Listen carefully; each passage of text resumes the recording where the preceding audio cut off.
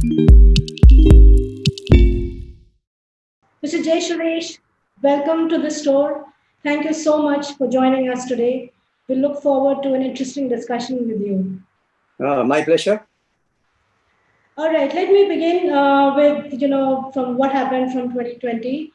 For the larger part of the last 14 months or so, the biggest challenge for fashion businesses has been one of survival.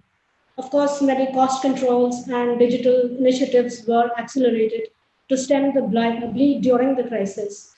But what do you think are the long term learnings for fashion retail coming out of the situation? No, I think you rightly said, the two big things which actually retailers did to survive was cost cutting and digital initiatives. But in my view, I think what COVID has done is probably, will lay a foundation for a very, I would say, a profitable fashion business as we go forward.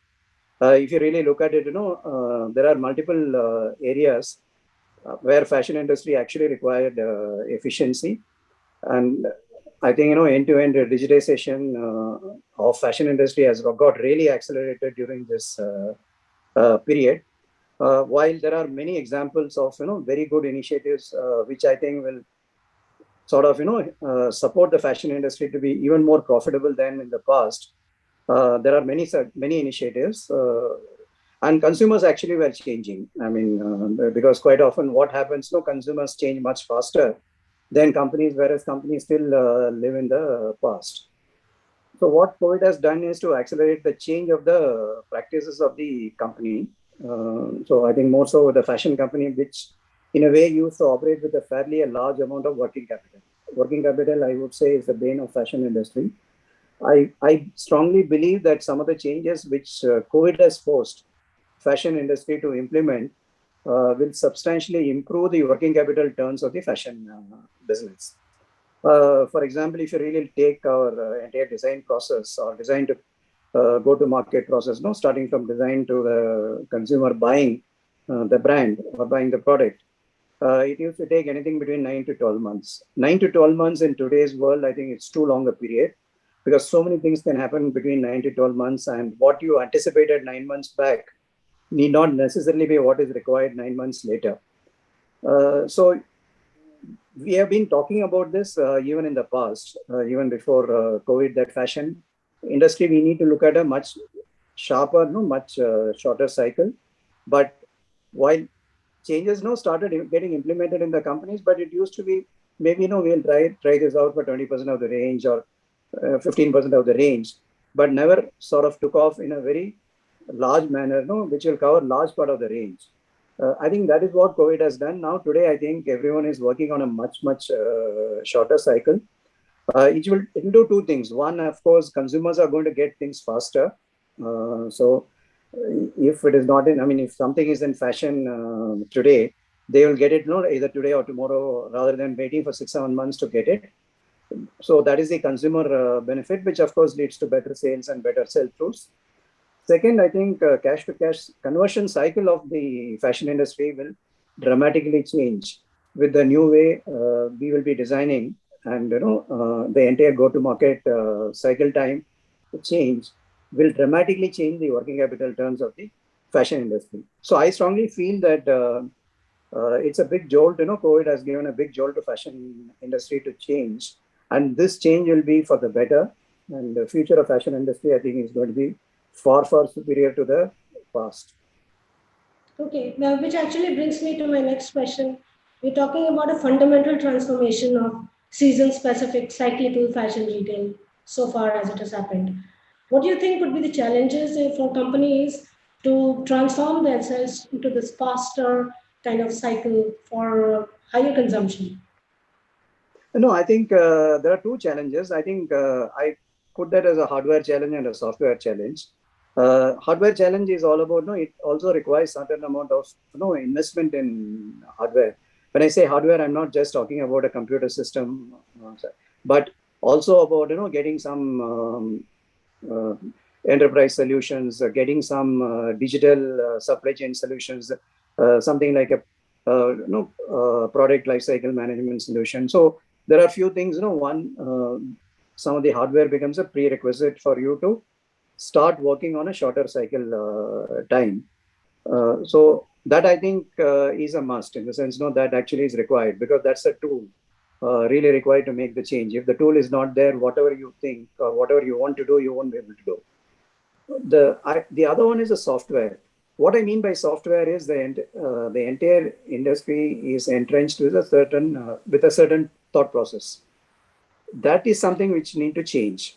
For example, even if you take the curriculum in NIFT, in spite of all the changes in the environment, I think they are still taught the same, automator, Spring Summer kind of a thought process. So if you have studied like that for a few years and then you come out, your thought process is not going to change faster. So it's important that people give, the companies and senior management of any company gives a lot of importance to this software and say that what we need to do to change the mindset of the people.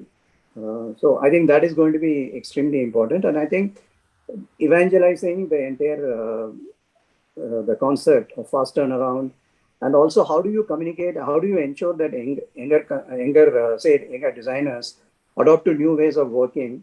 What is the advantage they see in this new way of working vis-a-vis what they are taught in, for example, in NIF, is going to be extremely critical. How do you sort of change the mindset of the people to think something which actually they are not read in the books during their studies? So I would say the tools required is a must. Along with the tools required, you have the software, which is basically the changing the mindset of the people. So if these two really work together well, then actually the larger transformation happens. And sometimes, adversity really cuts out a lot of time. I think that's what COVID has done, because this adversity has not given people to think. People have to really, go ahead and implement. And I think it also helped to change the mindset of your own employees. So I think it's something, which anything anyway should have been done by the fashion industry, got accelerated. But very important that you can't do this without the right hardware and the right software. Right. So one of the key challenges also, of course, was in financial management, coming out of the very severe cash flow situation for fashion businesses. You've talked earlier about variabilizing fixed costs for companies. How would that happen? How would that be affected in the long term? See, variabilizing fixed costs, if you really look at the fashion industry, I think there are, I would say, because what we typically look at is 2-3 costs. We look at manpower cost, because in retail you also look at a rental cost, because manpower cost is fairly heavy. I'm not talking about the manpower only at the corporate office, but when you're having, if you're a large company having 1,000+ stores, you have fairly a large number of people operating in the stores as well. So the two big chunks of cost are manpower cost and the retail, rental cost and the operating cost. There is the rental and CAM, which is purely the real estate cost, and then there is an operating cost of this electricity and those kind of things. So these are I would say, the three big costs. What I think one should do is, there are two things. In terms of the real estate cost, variabilization is very simple to say that can you change over everything to a revenue share. So automatically it becomes variable, but it is not easy if you have a brand with a good productivity and good sales. Converting the entire thing to variabilization is possible, because the mall people also will know that while today the sales may not be there, but the brand will do very well. And when the brand does well, a variable rental is better than the fixed rental, because the volumes go up. And so for a larger brand, variabilizing real estate, I think is a must. And I think this is a high time they're able to variabilize the rental. And I think it's quite possible to do that, because I think, if the brand and the mall developers work together, I think it's quite possible to variabilize the rental, which will be a win-win. I'm not talking about winning at the expense of the other, but a variable formula which could be a win-win for both, which can take care of such eventualities like COVID.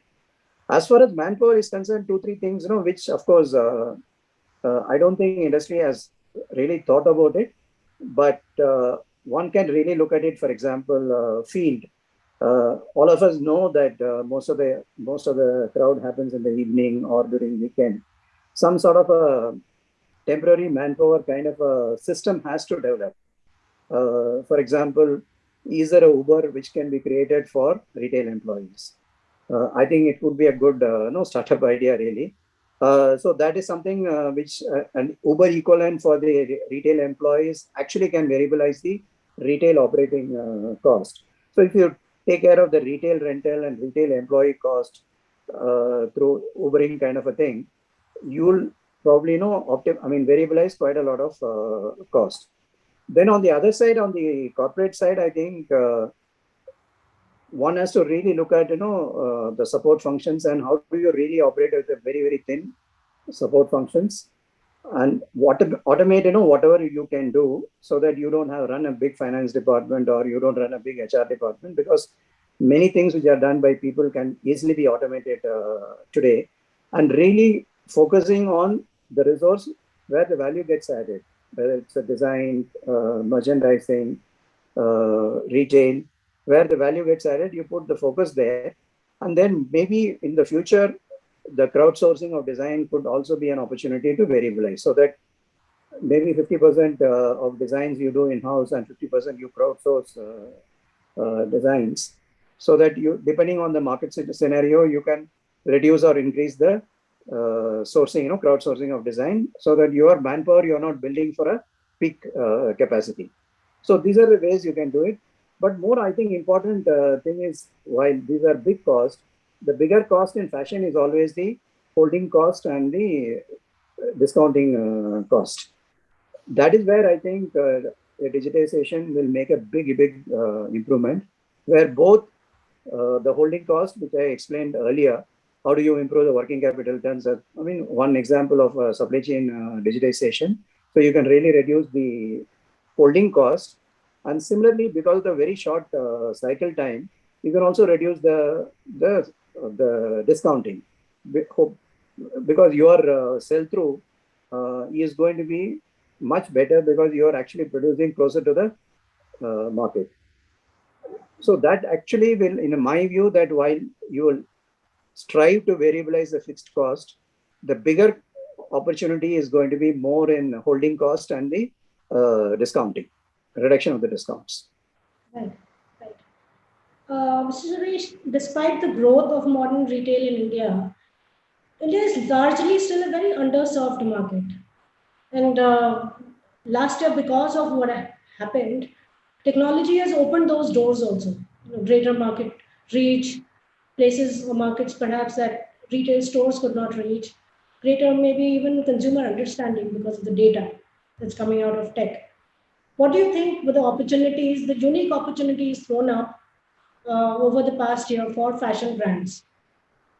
No, actually, this opportunity, I would say that the distribution opportunity, because one of the issues of a fashion brand is again, everything will revolve around the holding cost.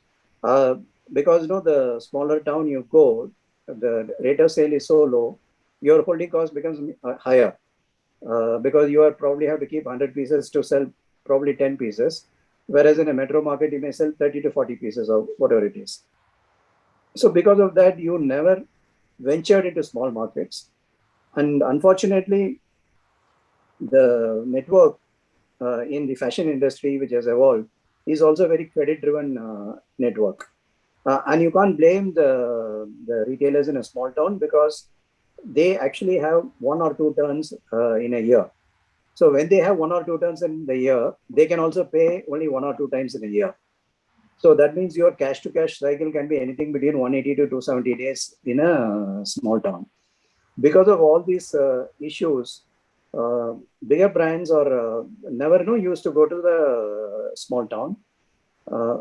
What online has done is to open up opportunities in small town. For example, it could be a place like, say, a small town in say, let's say Warangal in Andhra Pradesh, there may not be very big demand for, to put up a store, for example, of, let's say, Tommy Hilfiger. Whereas if you really look at that town also will have this cream de la cream of people. And then there could be a demand for 10, 15, 20 Tommy Hilfiger shirts in a month, which you can't, have a channel to cater to that. What online has done is to cater to those 15 people who want the brand, but they could not, go anywhere to buy the brand. So in a way, online has improved the penetration of most of the brands. And what it has also done is, if you are able to study the data quite carefully, you can actually open up a physical store based on your online sales demand. And we have always seen that if you find some good demand from a small town or a underserved market, we open a store.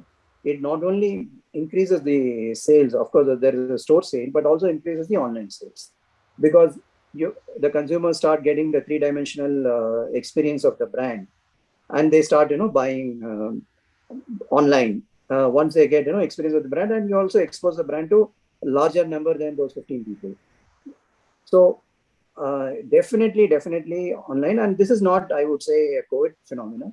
If you had played your online game very well, maybe from 2015, you would have seen a big benefit on increased penetration for your brands.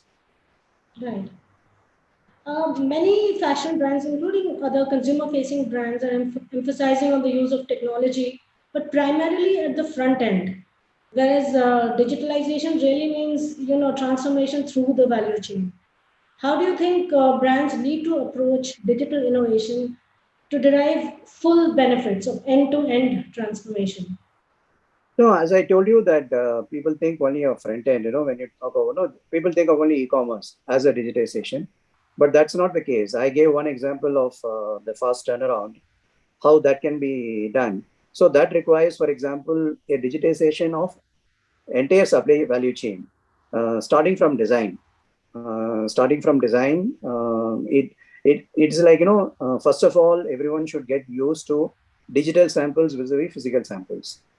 If you get used to it, and I think now people are getting used to it, because people are used to buying. You are going and buying for example, a top online without actually seeing it. Why not retailers buy the product looking at the digital sample, because they know the fabric very well. We don't have to explain to them that this fabric is like this and all.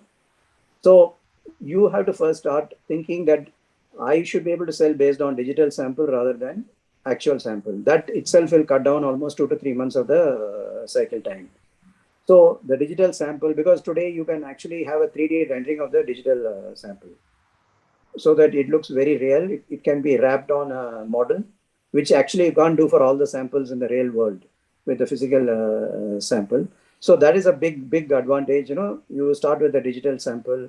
You start with the digital, I would say, in terms of, the development of the design, you do it, digitally, then digital sample, then the roadshow. For example, when we do a trade show, you book orders, and consolidation of that order itself used to take almost 10-15 days. Today, it can be online. As you are seeing a digital sample, you can put your order on, and it will keep, accumulating, and at any point in time, you'll know exactly what's the order. If that you can actually connect it to your supply chain, that means you are cutting down the entire communication time for procurement of that product. So you're connecting it to your vendors. So the vendors are able to see the order and prepare themselves for producing that order. So if you really look at it, there is a very intense digitization which is required in the back end if you want to really have a full benefit of digital.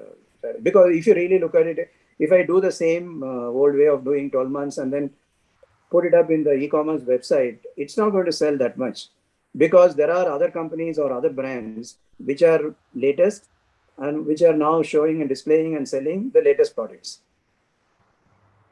Right. So it is important that you do a complete end-to-end digitization. Then you can do a lot of digitization at the store, where you can empower your store staff with the ability to communicate with the customers using social media. You can give inputs to the store person about a customer, so that you are able to sell better. You're able to assist the customer better. So if you really look at it end to end, the entire financial process, I mean, financial accounting can be completely digitized. Recruitment can be digitized because in retail, another area is recruitment because of attrition levels in India. You keep recruiting a lot of people. You almost replace 100% of the retail staff. Sometimes, anything between 50 to 100% you will be replacing. How do I automate the recruitment? So digitization, you should see not only the entire I would say the apparel value chain, but also the support functions. Then the entire digitization of the warehouse is a big piece because today you're talking about not just deliveries in bulk basis, but you're into picking up products individually, piece by piece for an e-commerce requirement. So digitization of how do I pick piece by piece efficiently itself is a very, very big opportunity. So that way, I think you have to do a whole lot of things in digitization, and not digitization not equal to e-commerce. Right. Would you agree that change management is possibly one of the biggest enablers or blockers of digital transformation? It's a make or break.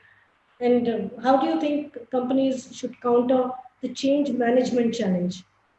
No, change management, as that's what I told you about. That's what I mentioned as a software, because the biggest blocker is hesitancy to change, and similarly, the biggest I would say the advantage you will have is if people are willing to change something which you can execute faster if people are willing to change, and I think it's very important. We should recognize this and also recognize that everyone has got a certain expectations and from the organization. So going with a stick and then telling that you should change is not going to help. Everyone should feel the need for the change. Everyone should feel that it is not only going to enhance company's performance, but it is also going to enhance my own skill set. I'm going to learn something new, which is going to help me for my future career development. So that it's important that I change and then I help the organization to change. So we need to really, really evangelize digital transformation. So, for example, when I was in Arvind, what we used to do is we created a group of employees who will be sort of pioneering the digital transformation, who are selected based on a very strict sort of evaluation of their digital orientation, and then we used to call Fridays as digital Fridays, so that we keep evangelizing digital transformation on every Friday. Not that we don't do it on the other days, but little bit accelerate the change. We devote entire Friday to talk only on digital transformation. So it's important that you recognize this, that people are not going to change easily, and people are going to ask that question, what is in it for me? And we need to answer that question in a manner that they feel within themselves to change, not being forced to change. Right, right. So innovation was forced upon fashion companies over the past year because they were all in a survive kind of situation. Do you think the survive situation brought out some of the best characteristics that companies can have? And how can a fashion company be permanently in a survive mindset, with the agility, responsiveness, innovation driven urgency almost as a culture, as an operational culture? Is it possible? Is it fair to expect? No, I think, see, I would say that, definitely adversity brings, all the, I mean, innovation will be always at peak when there is adversity and when there is survival. So it all depends on the individual senior team. What are the things, they are going to do to ensure that innovation culture is sustained. So there is no, I would say, formula for this, but I think it is important. It could be based on a certain incentivization of people. It could be a career progression based on the innovation drive that person has exhibited. So there is on one side, which is the culture, which has to in a way it has to embed in the culture of the organization that innovation is extremely important. And then there are certain tools, for example, the famous thing is what 3M used to do, that every every year, 30 or 40% of sales should be from products which was launched only 3 years before. So some very tangible tools one can actually put in place, so that innovation becomes not only a cultural thing, but also people benefit, and there is a measure to say that, yeah, this innovation is working. And that measure, what it really helps is if that measure little bit drops, then you can always inject innovation. No, you may feel that, injection culture is slightly coming down. You can inject it back. So I think it's important to do both qualitative measures, which is all about culture, communication, evangelizing. Then there is a quantitative measure, which could be about, what percentage of sales is with innovative products. Uh, so that is something, which will continue to keep fashion industry innovating all the time. What does the future of brick and mortar fashion retail look like to you? See, I won't call a brick and mortar fashion at all. Today, I think everyone should recognize that we are going to sell a brand, and that brand, wherever the customer is going to buy the brand, it's important that that customer makes a choice of my brand. So whatever we need to do to achieve that is what I think we should focus on, rather than sort of jacketing ourselves as a brick and mortar online. How much no people also ask, what percentage is physical stores, and then what percentage is online. I think we should not even think that way. We should only think customer, and then say that this is what I'm delivering, whether I'm doing whether it's a physical store or online store. My experience to the customer is the same. And whatever customer I would say, wherever they are buying, uh, they want, I mean, they should prefer our brand. That is what I think should be the motive of the company, and not really worry about brick and mortar. There should, I think this word of brick and mortar will disappear maybe in another 5 years time. Okay. What do you think about India's consumption story? Where are we as a market today? Is it still as promising as it was a couple of years ago? What do you think are driving India as a consumption market for the world and investors from elsewhere also? What is No, India's? consumption story of India, I think, is never in doubt. Unfortunately, I think it got a bit delayed, because if you really look at it, I would say the best years of fashion industry started sometime around 2005, when the per capita income of the people crossed that $1,000 mark. Because it's important, because otherwise the fashion industry will be good, of course, will be large enough, if it depends on if it is only focused on the cream of the population.